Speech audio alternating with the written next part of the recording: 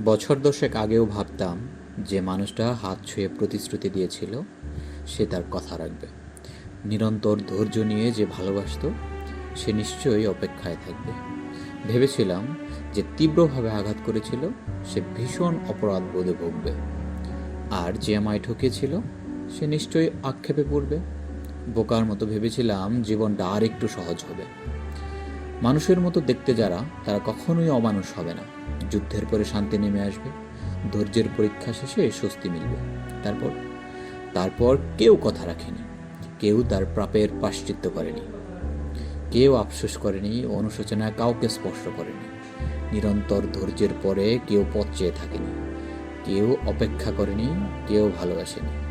আমি ভেবেছিলাম জীবন আমাকে ধোঁকা দিয়েছে। আসলে জীবন এমনই ছিল, জীবনের এমন হওয়ারই কথা ছিল। আমিই বোকা ছিলাম, বোকার মতো ভুল ভেবে গিয়েছি প্রতিদিন, প্রতিক্ষণ।